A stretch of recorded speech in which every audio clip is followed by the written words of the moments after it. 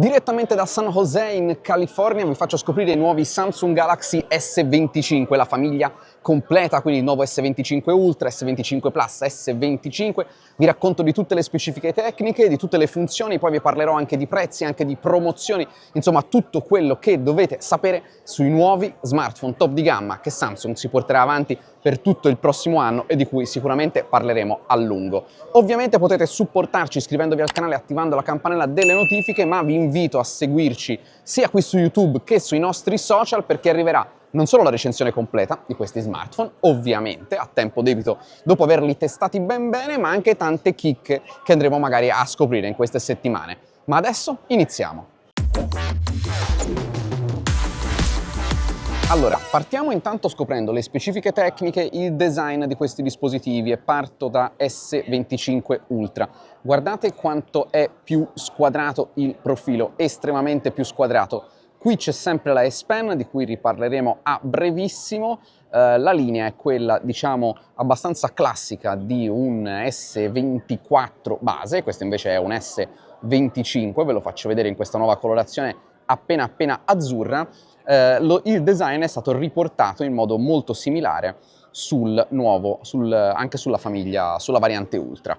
Cosa vi devo raccontare di questo smartphone? Appunto, partiamo dalla versione Ultra, poi vi ripeterò cosa è in comune o meno anche con gli altri dispositivi. Il display è un 6.9 pollici AMOLED 1440x3120 pixel, 120 Hz, 2600 nit di luminosità di picco, Snapdragon 8 Elite a 3 nanometri, che è la grande novità, se vogliamo, di questo smartphone dal punto di vista sicuramente delle prestazioni. 12 GB di RAM, 256 il taglio di memoria di partenza, poi 512 e 1 TB, con memorie UFS 4, 4.1 per i tagli più grandi. Ovviamente, come sempre, il 128 che non c'è qui ma ci sarà sull'S25 è ovviamente ancora un UFS 3.1 perché non esiste una 4.0. Le fotocamere, c'è qualche novità. Allora, 200 megapixel la principale, una nuova 50 megapixel grandangolare, questa sarà sicuramente da testare, e poi una 10 megapixel 3x e una 50 megapixel 5x. Da 12 megapixel ancora una volta invece la fotocamera frontale, vediamo se ci sarà stato qualche miglioramento. Il nuovo Snapdragon porta con sé anche connettività aggiornata, Wi-Fi 7, Bluetooth 5.4, novità per quanto riguarda la batteria, sempre da 5000 mAh, quindi diciamo si è persa l'opportunità di passare al silicio carbonio, abbiamo sempre la tecnologia diciamo classica, la ricarica a 45 watt, quella wireless è adesso compatibile C2, quindi QI2. Cosa vuol dire? Vuol dire che supporta MagSafe? Sì e no. No, perché no, non supporta l'aggancio magnetico, il sì è, vi farò vedere fra pochissimo, c'è una sorta di workaround, però quantomeno è standard, purché sempre a 25 watt. 8,2 mm di spessore, 218 grammi di peso, devo dire sembra molto leggero, profilo ancora una volta in titanio, nuovo Gorilla Glass Armor 2 che integra sia la ceramica che un ancora non rinnovato trattamento antiriflesso.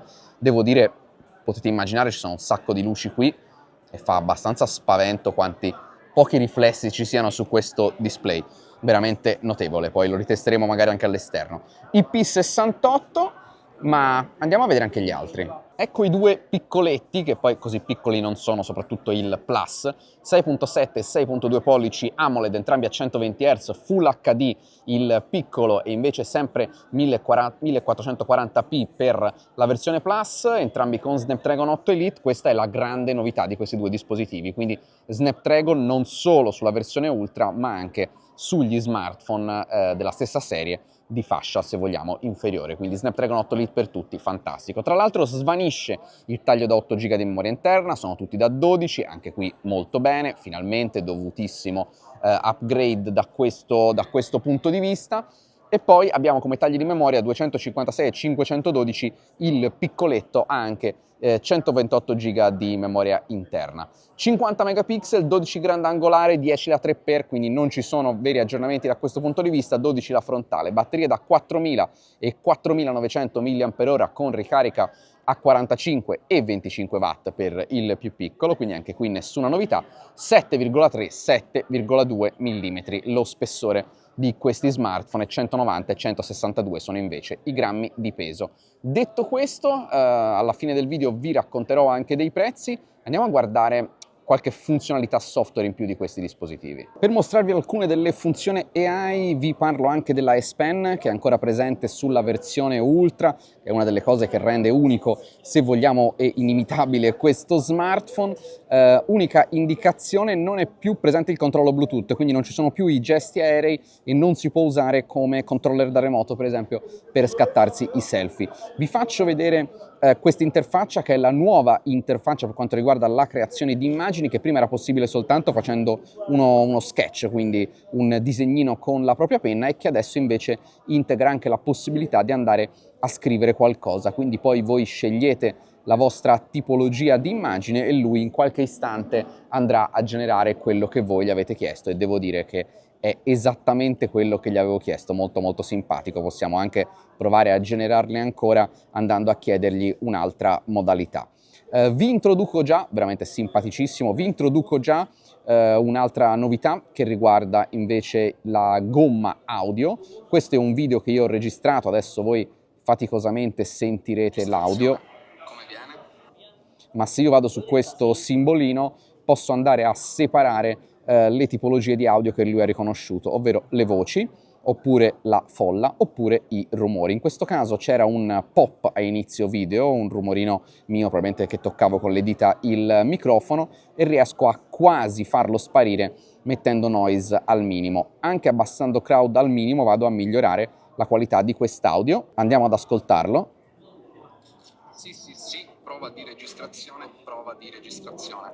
Probabilmente per voi non vi cambierà nulla perché il microfono non è vicino, ma potete insomma già immaginarvi come funziona questa modalità, e andremo poi a rivederla sicuramente poi nella prova completa. Altra funzionalità, questa, che è la Now Bar, sostanzialmente una sorta di pillola che ha integrato un po' le funzioni e i consigli che ci può dare una AI come quella di Samsung in un solo posto. In sostanza un po' quello che aveva provato a fare Google con il suo widget Now, tra l'altro si chiamava Now anche quello a suo tempo, ma in versione 2025. Questo stesso widget si ritroverà anche nel blocco schermo. Io purtroppo non l'ho trovato fra i widget da aggiungere, probabilmente semplicemente non mi è ancora chiarissimo qual è il menu attraverso cui farlo. Vi faccio vedere un altro paio di demo AI, per esempio la gomma magica, che non possiamo certo dire essere una novità, ma adesso è molto più precisa nel riconoscere i bordi degli oggetti, e tra l'altro